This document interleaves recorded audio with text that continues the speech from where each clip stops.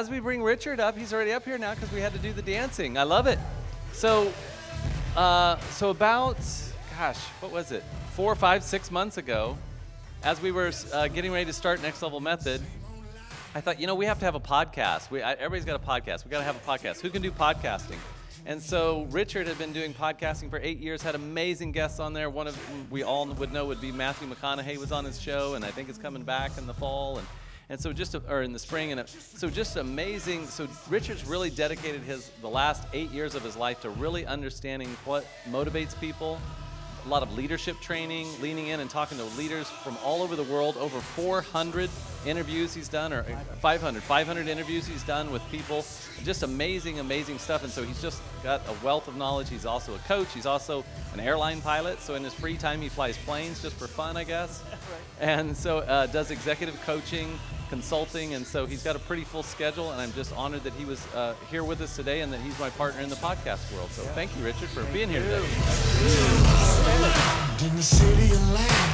Man, it's so good to be up here. Matt was asking me, when's the last time you gave this speech? And he just right before this, and I was like, God, it's been a while. And I looked at my calendar. It was actually 1 year ago today. I didn't know if you knew that, Matt. 1 year ago today, I was giving this speech, and it was with Josh Roy's group here in town. So it's been a while. It's good to get back up here. I haven't done this in a while. Obviously, COVID threw everything out. And I will say, too, Regina, you said you weren't perfect. You're perfect to me. Gosh, I think you just wanted to say that out there. So I had to throw that out there. Well, this is what I call my Slaying the Dragon speech. I haven't given this in a while. It's one of my favorite ones to give. And I like talking about slaying dragons because one thing that I've learned, particularly when we're talking about our purpose and finding it, and we're going to do an exercise after this presentation, it's hard. It is stinking hard to figure out what it is you're supposed to do, right? Matt and I, when we had lunch a few times, and I knew my connection with Matt came out of a conversation. We had one of those lunches, Matt, I don't know if you remember, but we said that, how it's easy to tell things or talk about things we don't like or we don't want, but it's so stinking difficult to really find out or even speak out loud what you really want. It really takes effort, right? And I'm a work in process. I don't have it all figured out either. I'm still doing the work just like all of you. And I think why it's so hard is because we've got this life that we're living right now. We're living two lives, right? The life that we're living right now, the life that have lived up to this point, and the unlived life that's within us, right? That's what we're talking about. And in between those two lives lives this enemy, and that's what we're going to talk about. I'm going to talk about some very antagonistic stuff, some dark stuff. That's why I call it Slaying the Dragons, because I learned from particularly over the last 10 years, and I think I used to live a life hoping that I was doing something wrong, that I wasn't living a dragon-free life.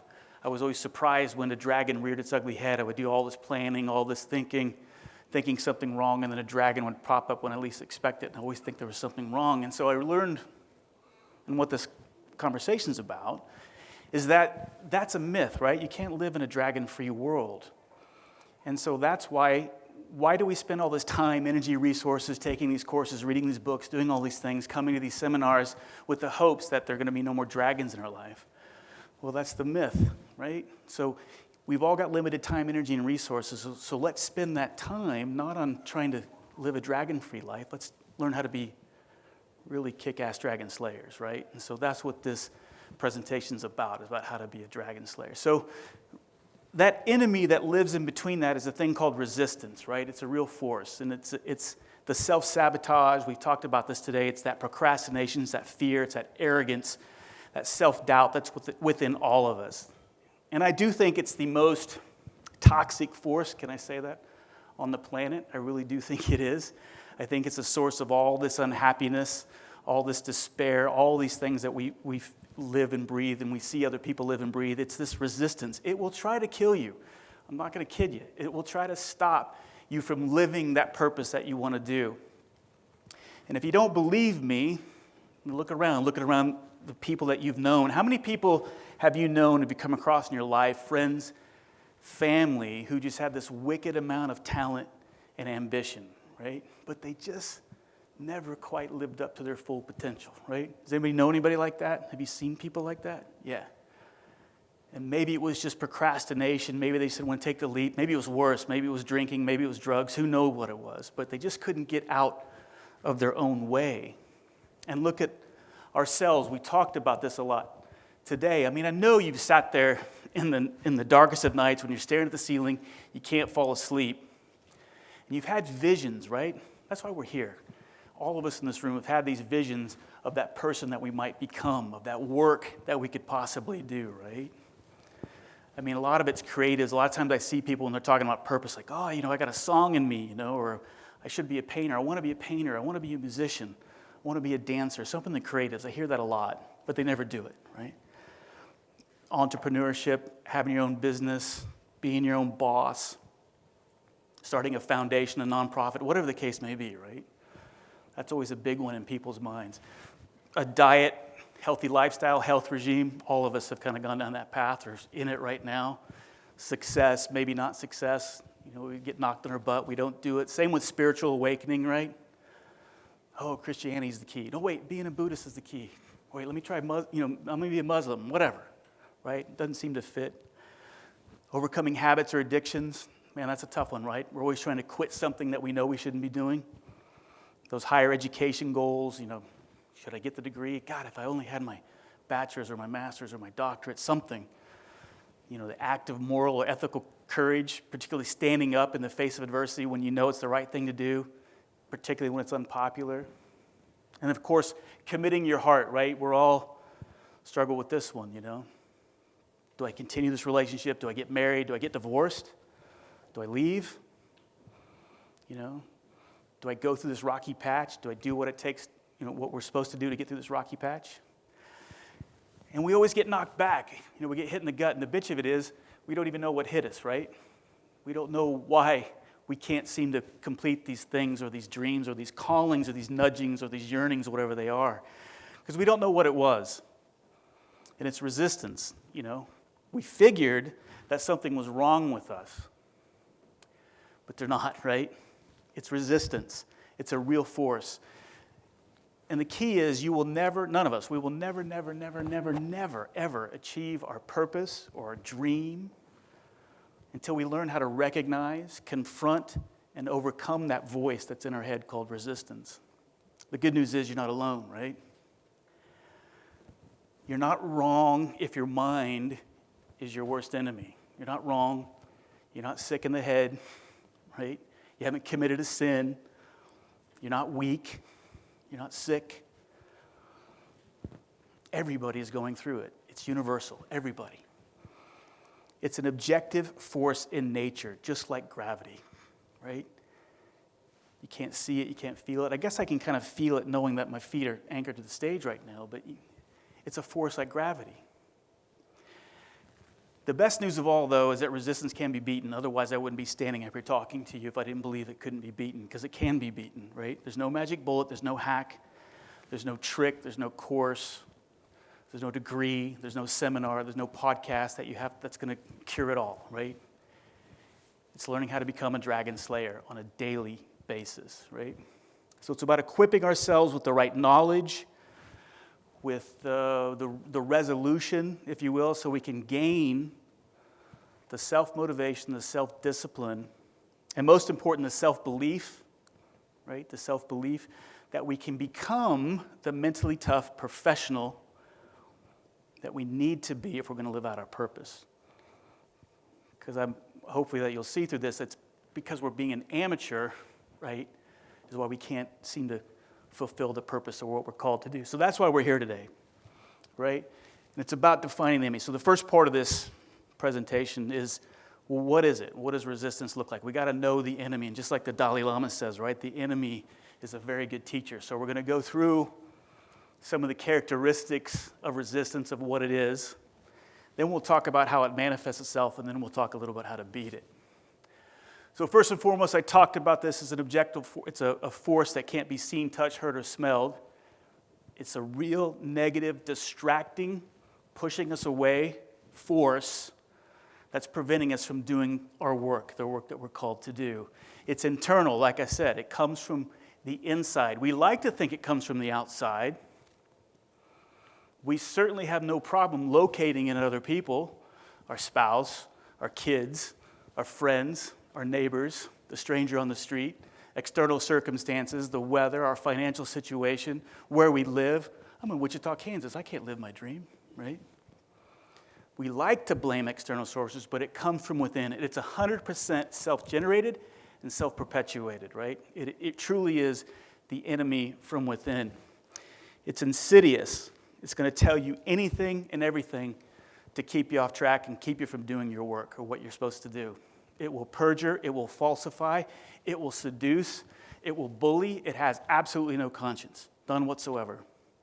Resistance is always lying, and it's always full of crap. Always. It's implacable. This is a total engine of destruction. This is not to be toyed around with. It's not a joke. You can't negotiate with it. You can't be reasoned with. You can't take it lightly, right? It only understands power. It's impersonal. So even though I say all those things, you think, well, it's out to get me. It's not out to get you. It doesn't even know you. It doesn't even care to know you. It doesn't know who you are. It doesn't care. It just wants to try to stop you. It's a force of nature. It acts objectively with the indifference of any force of nature, just like a tornado or a hurricane. It doesn't know you personally, but it can destroy you, right? Resistance is the same way. And like I said before, it's universal. Everybody is dealing with this. No one is immune. If you've got a head, and everybody here, thank God, has one, right, as far as I can tell, then you're dealing with resistance. You can't escape it. It's inside of you. And it never sleeps. Never sleeps. You may defeat it or kind of placate it for one day, but it's going to be right back there tormenting you, trying to stop you. Henry Fonda, the actor, some of you may not know who he is, but Henry Fonda, the great actor, he was 75 years old, and before he'd go on stage, he would throw up every single time, even when he's 75, right? Before every performance. So in other words, the fear, we talk about this a lot, it never goes away. It's always there. The battle must be fought anew every day, and it plays for keeps. Like I told you before, it doesn't want to wound or disable you, it wants to kill you. Its target is always your unique purpose, your priceless gift. That's what they want. So I talk a lot of these, I got to apologize too, because Matt, we were in a podcast one day, and I always use these kind of like slaying dragons and war and death and splat and all these other things. And Matt's like, can you tone down your language a little bit? It's like, hey, it's the Marine in me, right? So I was in the Marine Corps, so I apologize for that. But it is a war to the death. You're the knight, and resistance is the dragon. You got to be a dragon slayer. And this is where it gets its source. We've talked about this quite a lot. Everybody who's been up here has talked about this in some form or fashion today. It is totally fueled by fear. That's where it gets its strength. We feed it. That's what it gorges itself on. So we master the fear, and we'll talk about this a little later. You conquer the resistance. And this is a really important one. The resistance opposes only in one direction. Because remember, you're here, you're trying to go to a higher plane. And when you kick in, you're trying to go from here to here, a higher calling, evolve to a higher station, morally, ethically, spiritually, financially, whatever it is. You're here, you want to go here. A lot of resistance. And the more important to you or the bigger the dream, the more the resistance. But it only goes one way. So it doesn't really go the other way. So in other words, if your purpose, your calling is to go to sub-Saharan Africa with Bill Gates and learn how to create, fresh water solutions for the world, and you're in the middle of that, and all of a sudden you say, you know what, I'm going to go be a cashier at Kentucky Fried Chicken, resistance is going to give you a pass, okay? Nothing against cashiers at KFC, but you get my point, right? If you're really doing something to the world, there's not a lot of resistance going backwards, so just keep that in mind too. And resistance recruits allies. Now earlier I said it is, by definition, self-sabotage. It's 100% internal. We established that it's internal, self-perpetuating inside of us. But it does recruit those closest to us when we start doing the work. When you start to realize your potential, your purpose, your dreams, resistance start to awaken in those that are around us and those that are closest to us, right? And they unconsciously, and sometimes consciously, but more often than not, unconsciously try to sabotage you. How many times have you seen, maybe you've seen it in your own life? I know I've seen it in my own life when I started the podcast. My wife's like, what are you doing again? And I started pouring the love and the life into that. And there was some resistance from her. It wasn't my resistance bleeding into her. It was she was seeing something that I was fully realized or what was important to me. And so her fear started getting generated, right? And so that's what's happened to the people that are closest to us when we branch out and start to fully realize our full purpose. That resistance can rise in the people around you. So you need to be prepared for that. Now, the best example of that is to be an inspiration, not to criticize, but to look at this individual with purpose or with empathy and love and understand where that's coming from. Remember, the resistance is trying to stop them, which is in a sense going to try to stop you. So it recruits allies. Much like the crabs in the bucket story with no lid. We've all heard that theory, right? All the crabs trying to get out. You don't even put a lid on it because when that one finally gets to the rim about to get out, all the other crabs pull them down. Right? Same thing. Be an inspiration. Don't be empathetic to the ones trying to pull you back down into the bucket. And resistance is the strongest nearest the finish line as you're getting close, particularly when you're hitting on all cylinders, you're getting close. This is when the panic button, resistance hits the panic button and pulls out all the stops. I remember watching a documentary one time, and they were talking, a World War II documentary, and they were talking to a B-29 bombardier. And he's looking through the sight and everything, and the guy asked him, well, how did you know you were getting close to the bomb site? You're just looking through the sight. Or was the pilot, the navigator telling you? And he's like, man, it was simple. I just got shot at a lot more, right? And isn't that the truth? As you get closer to the finish line, resistance pulls out all the stops, hits the panic button, and tries to stop you. That just tells you you're getting close, right? So those are some of the characteristics of what resistance looks like. So how does it manifest itself in our lives? Like, what does it see? What are the symptoms of resistance? Well, probably the most common one that shows up is procrastination. Anybody that started a business or you go down some path or whatever the case may be, man, this shows up all the time. It's very common because it's so easy to rationalize, right? We never say to ourselves, oh, I'm never going to write a book. I'm never going to start a podcast. No, what we say is, oh, I'm going to write a book. I'm just going to start it tomorrow, right? And that's where it gets dangerous because that can easily become a habit. I know it has for me. I mean, I can tell you how many times I pull out my phone if I need to work on my business or work on my relationships or whatever the case may be. It's like, well, it's just easier to kind of play words with friends right now. I'll get to it in a second, right? It's procrastination. It's the most harmful aspect, I think, of resistance because it's so subtle and it seems so simple and benign, right? But it really is pretty bad when you think about it. And remember, how I fight this is, and I take great comfort in this actually, is that remember, you're literally just one decision away from radically changing your life. Always, no matter what your situation, no matter what circumstance, you're always one decision away from radically changing your life, good or bad. Hopefully it's for the good, right? You're never without the power to alter your destiny. Never. Think about that and sit with that. It gives me chills when I think about that. Wow, I could really do something great or do something really horrific right now, right? There's a lot of power in that. It's never out, you're never without that. And so that's how I fight the procrastination. I can do something about this today. I may not get the immediate result, but I can do something right now. It shows up as vices.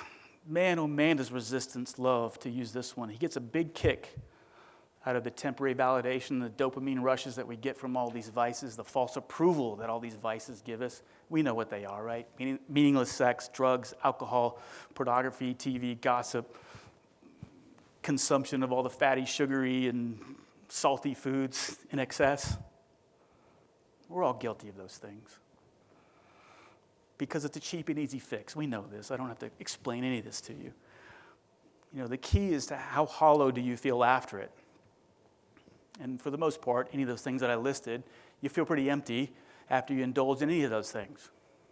And so if you feel hollow and empty, I can guarantee you that's resistance at play, right? So be obvious of that. This one shows up a lot. Another kind of key point where Matt and I kind of connected earlier, we found that, the drama triangle or the 3 vital questions stuff, known, and he was certified in that, and I was teaching that, and it seemed like the universe was bringing us together about that. And Matt and I have talked about this a lot on the podcast, but man, I know I've brought drama into my life. I know you all have too. We've certainly seen people who have brought drama into their lives.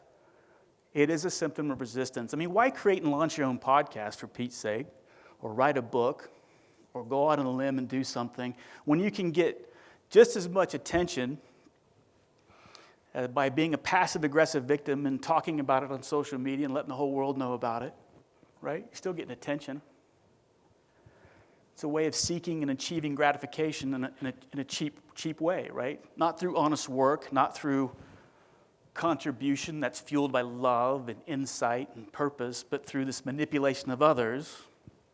We're all guilty of this, you know. I'm not judging because I've done this. Through these silent and not so silent threats that we do when we play the victim. Because what does a victim need? A victim always needs a rescuer, and that feels good when you're a victim. Man, that feels good. It feels validating. But what we're doing is we're holding that other person hostage to the prospect of our own further illness, meltdown, mental dissolution, whatever the case may be. So casting yourself as a victim is the antithesis of doing the work of living out your purpose. Boy, I'm guilty of this one too, particularly when things aren't going my way, or I see somebody else realizing their purpose and their dream. Boy, have I criticized that person, certainly in my mind, sometimes outwardly. Because when we see somebody living authentically, when we see somebody realizing their purpose, it drives us insane. It drives us crazy. Well, why him and not me?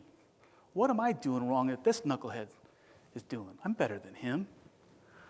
It drives us crazy. If you find yourself criticizing, I guarantee you got to be careful, because that's probably resistance at play. You know, just making excuses for you. Because if you're fully realized and you're in your zone, you're in your moment, you're doing what you're supposed to do, what the universe has called you to do, you're not criticizing anybody. You're sharing the knowledge, you're sharing the love, you're outward, right? You're showing everybody, come on, you could do this too, right? I don't want anybody that's fully realized in what they're doing who isn't open like that, right? So if you criticize, be careful. And the other bad thing about this one is that most of the resistance symptoms or manifestations usually just hurt yourself, but this one hurts others too.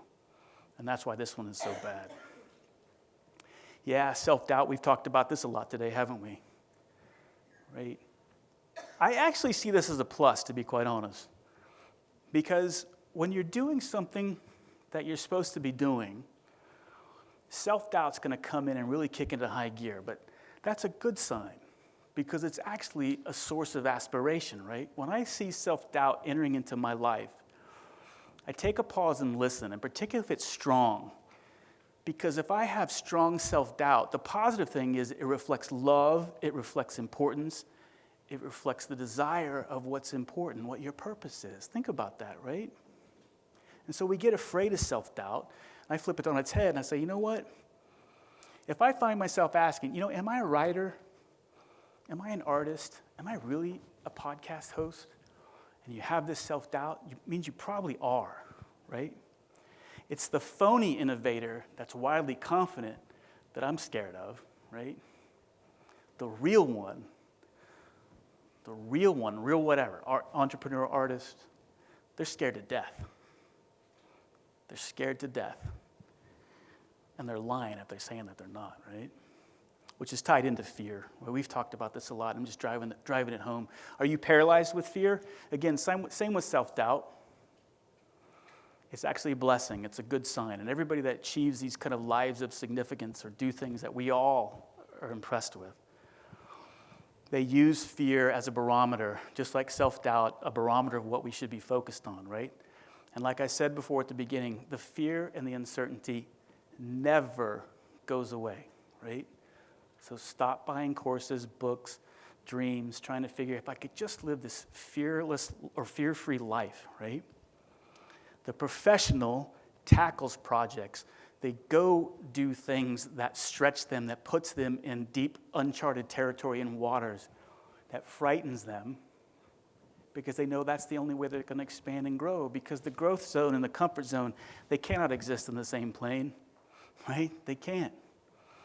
I know the comfort zone feels good, but if you're living the life of purpose, you got to get out of the mediocre mindset, and you got to do something that scares the bejesus out of you, right? If fear is stopping you, it's a blessing and it's a good sign. It shows you what you have to do. The good news is something magical is going to happen on the other side, which is tied into love. So again, if you're feeling that massive resistance in what you're called to do, the good news is there's tremendous love too.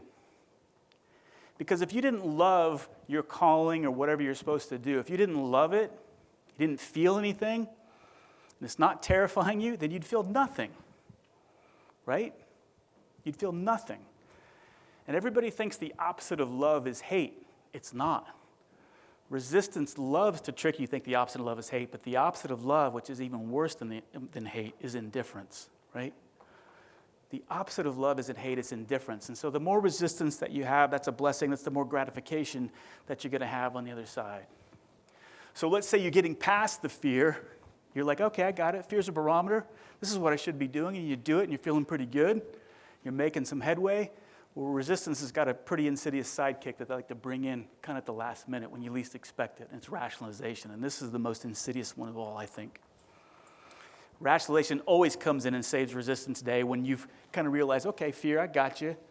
Because fear is motivating me to take action. I get it. Resistance hates that. So he brings in his little trusty sidekick, rationalization, and presents us a series of plausible and rational justifications of why we shouldn't do our work.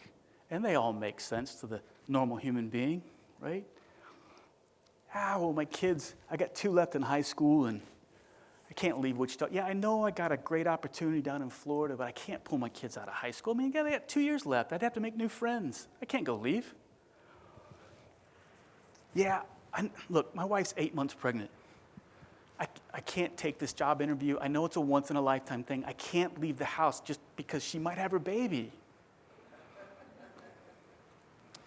Yeah, I'd love to. I know I've said for years I want to go walk the Appalachian Trail with you. I know, but I had knee surgery last year. My doc said I got to nurse it. I got to be careful. I know, but look, it's my knee. I don't know if those are right or wrong answers, right? But you get my point. They all sound perfectly rational to me. Why not to do those things, right? That's why it's so insidious. And so I'm not criticizing anybody for staying or not going because their wife's 8 months pregnant. I get it. But just be careful and ask yourself, is this an opportunity that I'm passing up? Am I calling, right? So how does it manifest itself? I think we can all relate to this. It's the unhappiness, right? The world is completely unhappy. So the world is bathing in resistance, right? First, we're unhappy when the resistance kicks in. We feel like hell all the time. We're bored. We're restless. We feel guilty. We can't put our finger on it. God, I got this gnawing. I just don't know what is wrong with me. We want to go back to bed. All right, maybe we want to go out and party. Let's light it up. Let's forget about this. We feel in love. We feel disgusted. We hate our lives. We hate ourselves. And then resistance starts to really pack on, right? Now it starts to get a little more dark, right? Comes a little bit more unbearable. Drugs come into play. Alcohol comes into play. Adultery comes into play. Ooh, we're going down a dark path. And then it gets even darker. It becomes clinical. I'm depressed. God, I'm just aggressive. I just want to bust somebody. It's dysfunction, right? Want to hurt ourselves, right? Sounds like life, doesn't it, right? It's not. It's not life at all. That's 100% resistance, all of that. That's how it manifests itself. Sorry to bring you down, but the good news is it can be beaten, right? It can be beaten. If resistance couldn't be beaten, we wouldn't have Beethoven's Fifth, we wouldn't have the Golden Gate Bridge, we wouldn't have gone to the moon, we wouldn't have had the Beatles, we wouldn't have had Prince, whoever, right? We wouldn't have won World War II. Whatever. The list is endless. So it can be beaten. And defeating resistance is a lot like giving birth. I've watched my wife give birth 4 times, and I just realized my daughter is here. I didn't even see you sneak in. There's my oldest daughter right there. Raise your hand. Start to embarrass you. Watched them all be born. Hers was the toughest because she was the first one. And it seems impossible. Every single time it seemed impossible. I remember my wife thinking, I can't do this, I can't do this, I can't do this. I said, you've done it 3 times already. What do you mean you can't do this? And so until we remember that women have been pulling this off supported and unsupported for millions of years, right? That's what beating resistance is like, right? It seems impossible, but it can be done. So how do we do it? How do we combat it? It's one thing to study the war that we've been talking about. It's one thing to live a warrior's life. You know, feeding off what Devin said. I loved her presentation about living that warrior's life. Warriors slay dragons, right? So first, about going to beat it is this concept of turning pro. I said that earlier, we got to stop being amateurs. And when I say turning pro, it's not professional in the sense that you got to get a doctorate degree or become a doctor or a lawyer. And I'm talking about that. I'm talking about the ideal of being professional, right? Meaning an amateur plays for fun, it's a hobby. The professional, they play for keeps. Nothing's going to stop them, right? An amateur plays part-time, the pro's in it full-time. Resistance hates it when we turn pro. So what does it mean to turn pro? For me, I love this phrase, embracing the suck, right? Embracing the suck is probably the first foundational things of turning pro. When I was in the Marine Corps, one of the great benefits that I got from being in the Marine Corps was this concept. They call it embracing the suck, or how to be miserable, right? We loved being miserable in the Marine Corps. My God, we loved being miserable. We bitched about it all the time. It was so much fun to complain about the lack of funds that we had, the old equipment that we had to do things with, deployed to these austere locations that no one else went to, these long-time missions, the time away from home, doing more with less. It was a constant bitch fest. But it's what made us professional, right? Because we embraced the suck. It became a pride thing, delivering consistently in the face of adversity, because those other candy asses couldn't hack it, right? That was our mindset. And I think that's the mindset that we got to have if we're going to turn pro and we're going to start, okay, what am I really called to do here? What I got to do? I got to do the work. You can't be a candy ass. You got to figure out how to embrace the suck. Because when you say, you know what? Hooray, I found out what my purpose is. I got it. It feels so right. Well, what you've just signed up for, right, is a whole steady diet of self-doubt, of rejection, of ridicule, possible humiliation, all this stuff. And it won't be long. Well, why did I sign up for this again? Right? Because the point is significance and life and purpose and greatness lies on the other side. That's why you're doing this, right? Because we're not here very long, right? We're not here very long. And so the professionals are patient. So it's going to take a lot of patience to embrace the suck, because in the beginning, we're pretty enthusiastic. Hooray, I found it. I love it. How many people are born-again Christians? And I'm not picking on you. Trust me, I'm not picking on born-again Christians, right? Regina, tell me about when you became a born-again Christian, what was your first month like with your friends and your family when you they hated you? She said, why did they hate you? I don't think they hated you, but what?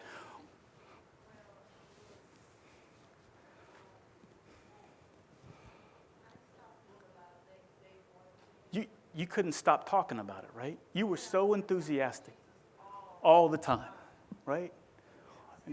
Yeah, which is great. But I bet you were in high gear that first month, right? And that's what happened. That's great, right? And we'll talk about this a little bit more. That's what I call the stay stupid phase, right? Not that Christianity's stupid. I'm not saying that at all. But the stay stupid phase, in that you're so enthusiastic and you're so kind of just so jazzed up, right? It gives you the fuel to kind of take the leap, right? Which is the beautiful thing. But at some point, reality is going to set in and you got to be a little patient, right? And that's what I'm talking about here, being patient. You understand, and you have to understand delayed gratification, right? Be the ant, not the grasshopper. You've got to be the tortoise, not the hare, right? You got to give the stars time to align, right? Give them time. Doesn't mean you're off course. Just give them time is all I'm saying. Build up that endurance. You don't want to flame out. Remember, the mind needs to be prepared for the long haul. It's a marathon, not a sprint. And we seek order, right? I do think what the ultimate goal is, when you sit there and we're trying to find out what our purpose is, and it's scary and it's tough, and we said, yes, we're going to do this, and I've taken the leap. You have to understand you're signing up for a lot of chaos. And so the goal is to be a dragon slayer. You got to be the composed force in a very chaotic world. Stop trying to make the world less chaotic. In other words, stop trying to put out all the fires. People are afraid of fire.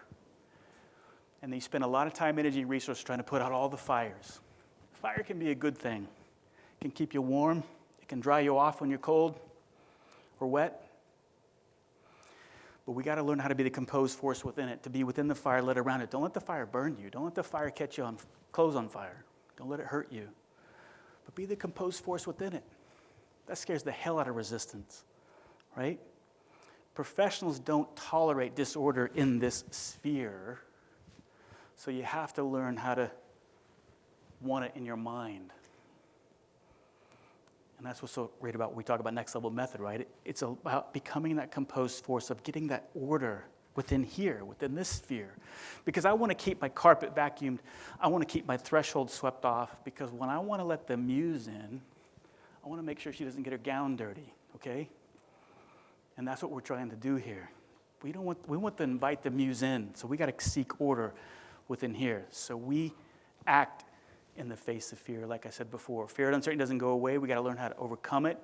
The amateur tries to eliminate or overcome fear before they act. The professional knows that fear cannot be overcome. It can be placated for a little bit, but it can never be overcome. There's no such thing as a fearless warrior. There's no such thing as a dread-free artist, right? So remember that. Professionals, like I said before, use the fear as a barometer on where to focus the energy. Something great's going to happen on the other side. This one drives me crazy. As a professional, stop moaning about level playing fields, right? They don't exist in the real world. They just do not exist. So stop whining about it. Doesn't mean you can't try to make things more equitable or fair, but they just don't exist. The universe does not work on fair rules. They don't. The natural order of things isn't about fairness. There's a thing called harmony. Harmony and fairness are not the same thing, right? Adversity, injustice, bad hops, rotten calls, but good breaks, lucky bounces. It's all part of the game. So stop worrying about level playing fields. Just get on with it. And we're prepared. And when I say prepared, it's not about the craft. It's not about your profession. That's a given. It's a given when I show up at American Airlines to go fly to Paris that I'm prepared. That's just a given, right? What I'm talking about is being prepared on a daily basis for the daily confrontation of self-sabotage that never goes away. I've had 500 conversations on my podcast. I know I've told Matt this story a handful of times, but it hit me like a ton of bricks. I can't tell you how many people. Steve Forbes is the one that stands out. Steve Forbes has been on my show twice. I asked him about this. When does it go away? He laughed at me, a guttural laugh. He said, it never goes away. Barbara Corcoran from the Shark Tank said the same thing. It never goes away. Barbara Corcoran said, I'll be in a negotiation, and it's not going south, and the person sitting across the table from me is in control of the situation. I start to panic and sweat, and I start hearing these voices in my head. Barbara, you're just a stupid, dumb little girl. And she's 5? She goes, it doesn't go away, Richard. It never goes away. I just know when I hear that, Barbara, you're a stupid little girl, that's not me talking, right? That's not her. That's her ego. That's resistance trying to kill her, right? So we got to be mentally prepared to take the blows and then give them back when it's needed. And we ask for help. This is a community effort, right? Consummate professionals are certainly humble, teachable spirits. You have to be. At the same time, you've got to have an intensity of will. So you got a humble, teachable spirit. You've got an intensity of will. And where those intersect in that Venn diagram, that's the sweet spot. That's what we're talking about here, right? We can't figure out everything on our own. We can't pretend we know everything. And stay away from those people that try to say that they know everything. Stay away from them.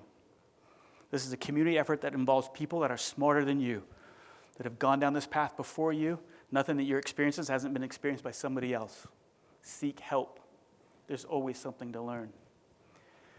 And we endure in adversity. A lot of times when we figure out, hey, this is what I want to do, this is my calling, this is what I want to do, I'm going to leap out, I'm going to take the leap. We think it's about, if I just focus on how to be a better whatever. Yeah, I'm going to go do a podcast. I'm going to put all my energy and effort to be the best podcaster possible. Hey, that's great. But the reality is, if my calling was podcasting or writing a book or whatever the case may be, you probably already have a natural inclination to do that, right? Whatever that is.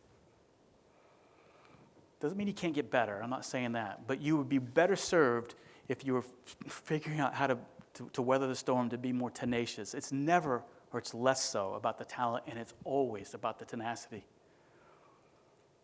Ask any entrepreneur, anybody.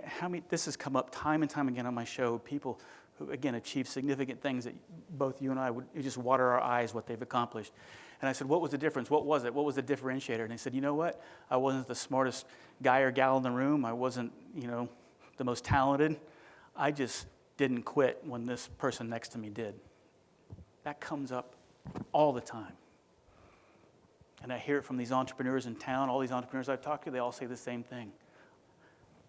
I said, I'm not very smart. I just didn't quit. It comes up all the time, right? And the last one on this about being a pro is about self-validation. I think, honestly, the biggest lie in the universe, and this is what stops a lot of people from becoming professionals, is what I call the biggest lie. And the biggest lie is this. It's that our self-worth is based on, one, what we accomplish, and number two, what other people think about us.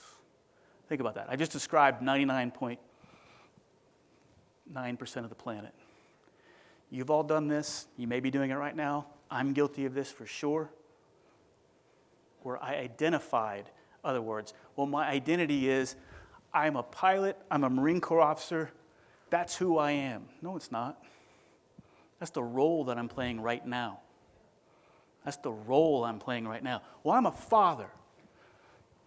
No, you're not. That's the role that you're playing right now at this moment.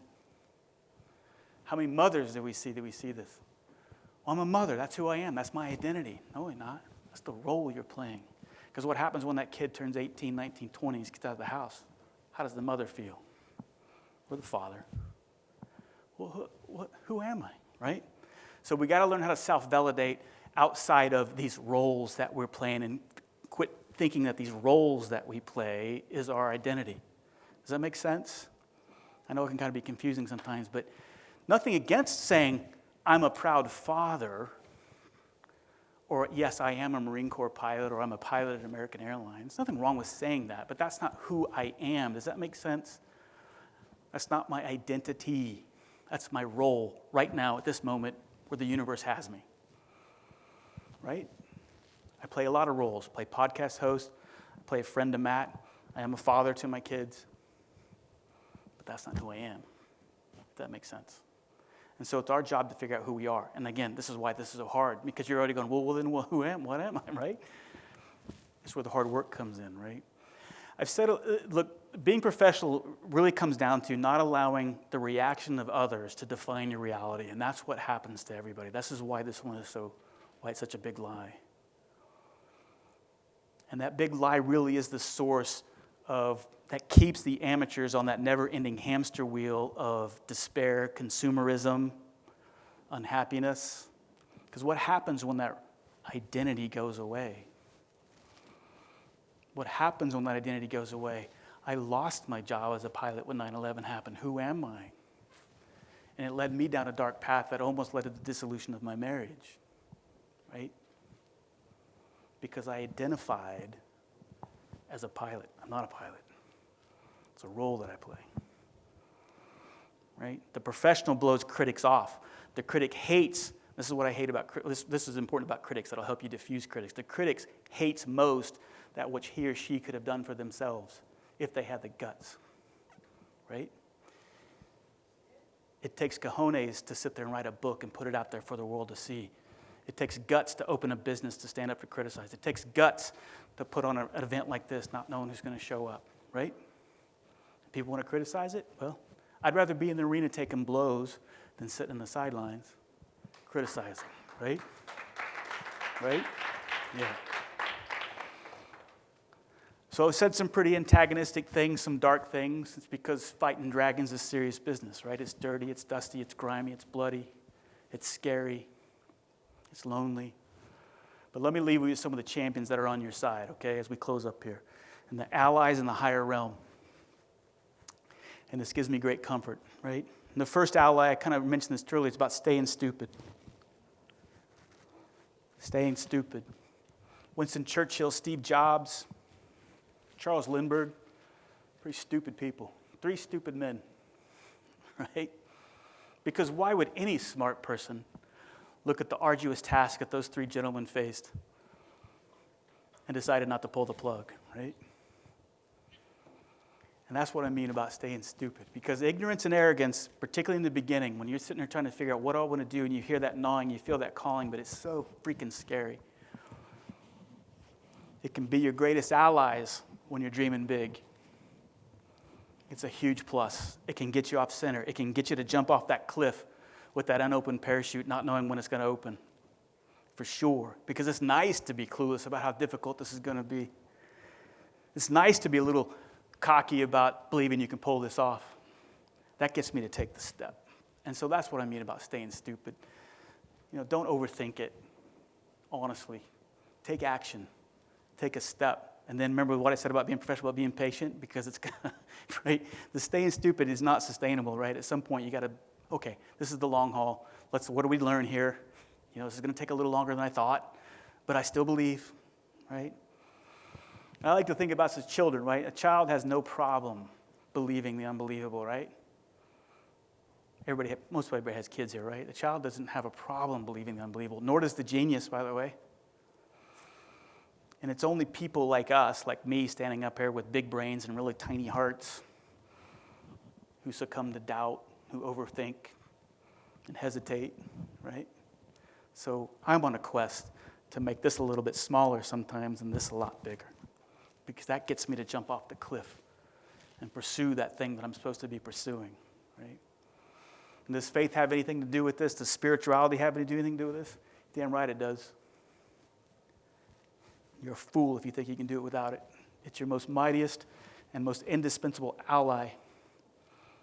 And it's something you can't see, you can't hear, you can't touch, you can't taste. Sounds like resistance, doesn't it? Resistance wants to rattle you, wants to destroy that faith. Hold your hand out right now. I want you to picture, everybody hold their hand out like this. And I want you to picture a beautiful box, the most beautiful box with a lid on it. Most beautiful box that you can think of. It's a little heavy. You're like, man, there's something in there. Now open that lid and tell me, what's in that box? Regina, what's in that box? Hope. What's in that box? Faith. What's in that box? Huh? Love. Love. What's in that box? Support. What was it? What was that? Chocolate. I love that answer. That's my favorite answer right there. What else? Who else had something in their box? Matt, what's in your box? Hope. What about you? Honestly, I'm visual, so I saw my children because they represent Kids. love. There you go. The kids are in the box. Right? What about you? Love. Ask me what my religion is. That's my religion right there. Right? There's always something in the box. There's always something in the box, right? I believe with unshakable faith that there's always something in the box. Can't see it, can't touch it, can't taste it, but damn it, there's something in my box, right? To me, that's very powerful. I said the universe is indifferent, that it's actively hostile. I spent the whole 35 minutes talking about that. How hostile and how mean and how cruel, how scary, how indifferent it was to your fate, trying to kill you. But remember, I guess it was Newton, I think it was Newton who said that every law in nature stands in equal and opposite law, right? That's how the universe works. And so the opposite of resistance is assistance. Yeah, the universe is actively hostile. But you know what? The universe is also actively benevolent. Right? And so when you commit to a new reality, you create a new energy field. When you sit down and you start doing the work and you fuel it with love, with passion, with intentions, that's some serious shit. I don't care what anybody says. That's some serious shit. And when that happens, the universe has no choice but to respond. It has to move. And that gives me great comfort in those dark nights of the soul when I'm sitting there and going, what the hell am I supposed to be doing? right? Assistance is that universal force that creates manifestation, right? It creates manifestation. Its purpose is to translate your potential into being, to convert those dreams to reality. Doesn't that excite you? Doesn't that comfort you like one of them weighted blankets that I so want for Christmas? Lauren, make sure Mom knows that. It's our job, guys, to invoke the muse. That is why we're here on this planet for a short time, is to invoke the muse, to wake up the angels, to tell them this is what I'm supposed to do. And I know it's scary as hell, but that's what we're called to do. Have you ever heard of William H. Murray? He was a mountain climber in pre-World War II. I can't remember what country he's from. Forgive me for that. But he was in Europe. His dream, his calling, his passion was to climb mountains. And then World War II happened. He got captured by the Germans and spent 3.5, 4 years in a POW camp all throughout World War II. Came out of it pretty injured, pretty sick. All those around him saying, your mountain climbing days are over. But he didn't believe it. And he wrote this book. He finally climbed the Himalayas, and he wrote this book called, I forgot the name of the book already. I'm so sorry about this. I'll think about it, and I'll tell you guys later. I'll look it up. But he wrote this quote in this book, and he chronicled his kind of mindset of getting back from being sick to climbing mountains again. And so I'm quoting from his book right here, and this is very important. He says, until one is committed, there is hesitancy. The chance to draw back. Concerning all acts of initiative and creation, there is one elementary truth: the ignorance of this truth, which kills countless ideas and splendid plans. And that the moment that one definitely commits to oneself, then providence moves too. All sorts of things occur to help one that would never otherwise have occurred. A whole stream of events comes from that courageous decision, raising in one's favor all manner of unforeseen incidents and meetings and material assistance, which no man could have dreamed come his way. Whatever you can do, or dream you can do, begin it. Boldness has genius, power, and magic. Begin it now. That was written in 1951 after he successfully climbed, I guess, the Himalayas again. I'll get you the name of that book too. But that's everything we've been talking about, right? So what were you born to do? And we're going to do an exercise here in a little bit, and we'll start going down that path. And it's okay if you don't figure it out today completely, because it's ever-changing. But when you figure out what you're going to do, either do it or don't do it. Either do it or don't do it. But if you don't do it, and you were meant to write the next great novel, or you were meant to start a business, or you were meant to leave a marriage, or you're meant to start a marriage, or you're meant to have kids, if you're meant to stay home and raise kids, if you're meant to cure cancer, whatever, you're obligated to go after it and find out about it. I don't want to shame the angels, and I don't want you to shame the angels. You were created for a purpose. All of us were. To make the campsite better than you found it, right? To make the campsite better than you found it. Of nudging the human race one more millimeter further along the path towards God. Right? That's what we're here for. Your purpose, whatever that gnawing, that dream is not a selfish act. So throw that away. It's a gift to the world. So give us what you got. Right? So thank you very much for that. Everything that I talked about in there, if I would have put something in a toolkit in your knapsack, whatever it is, there's that and so much more in that book called The War of Art by Stephen Pressfield. I don't know if you ever heard of it before. But that's the book that's radically changed my life. Every time I coach somebody one-on-one, I have them read this book, because before you start doing the work, you got to figure out how to battle resistance. Regina's said she's done the work. I'm sure she's had to battle resistance, and you still do it. Regina, would you agree with every day, right? And so I would highly encourage you to get that book. It's an easy read. And you can listen to my interview with him. If you go search my podcast, you can see my interview I did with Stephen. And we talk about a lot of the stuff that we just talked about here. Good? Do we go right into this, Matt, or do we need to take a break? Okay, so if you open up your worksheets, turn to the one purpose where you see my name at the top.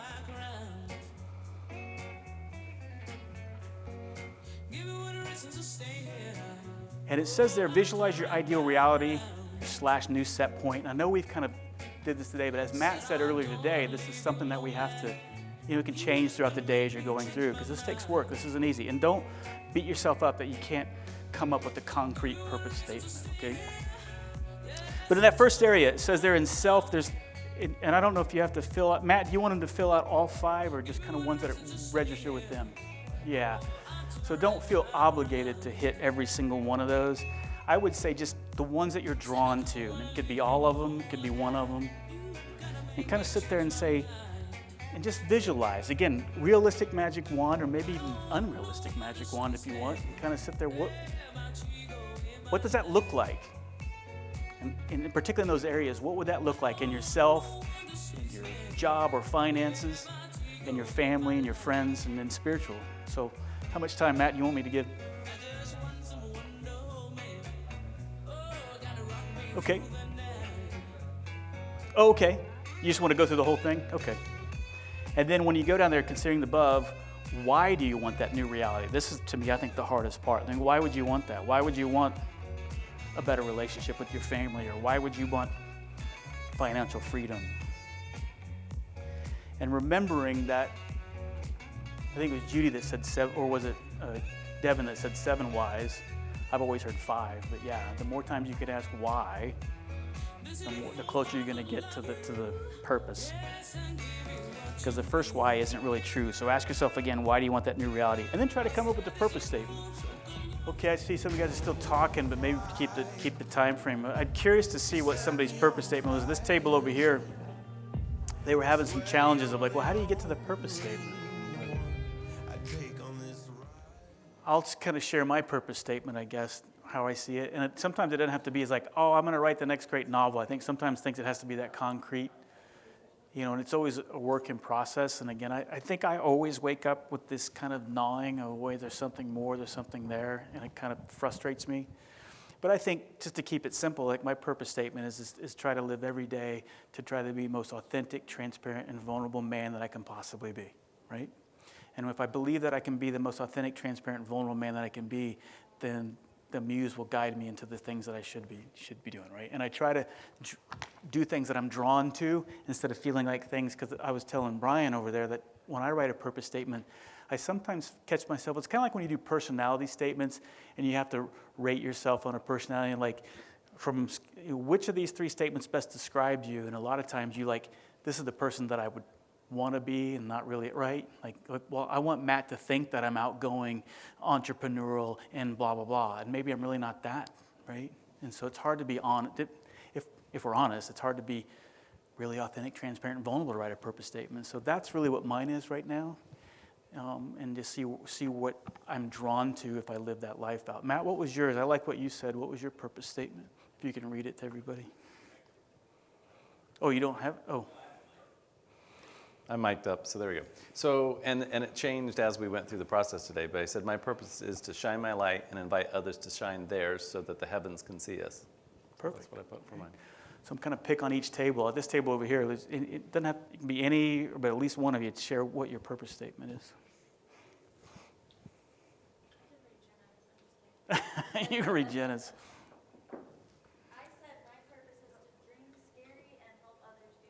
Ooh, I love that one. To dream scary and help other people do the same. That's a really cool one. I like that one, right? What about this table over here? Kind of in the same light as Matt, my purpose was to be the light, at least if just to one person. Cool, I like that. Anybody else from this table want to share, or are we going to another table? This table over here. Oh, I'll just say I struggled with the getting to it because it's tough. My why do I want the new reality? True happiness, peace with self. Yeah. But then the second part, it says it's rarely the truest why. Let's go deeper. And I'm like, What? I don't I know know. how to do that. Yeah, well, forgive yourself for that, because that's why it's hard, right? I'm with you at the same time. It's like, I'll look at that, but I think that's good. Did you say what your purpose was? I didn't get there because I got stumped at the, And that's okay, yeah. right? But just keep marinating But on I it, think right? that a lot of that goes back to that authenticity. That's right. If you're really happy and love yourself, you're okay with being authentic and not being loved by everyone else because you Absolutely. love yourself. Absolutely. Yeah. I love that. Yeah, very good. My purpose statement was I'll pursue deep emotional health and connectivity to be the most authentic version of God, of me, God created. Awesome. Yeah. Love that, right? Very good. All right, any other shares? Thank you so much, guys. Thank you for letting me present to you guys. It was good to get back in the saddle again and do it with such an amazing group. Thank you so much.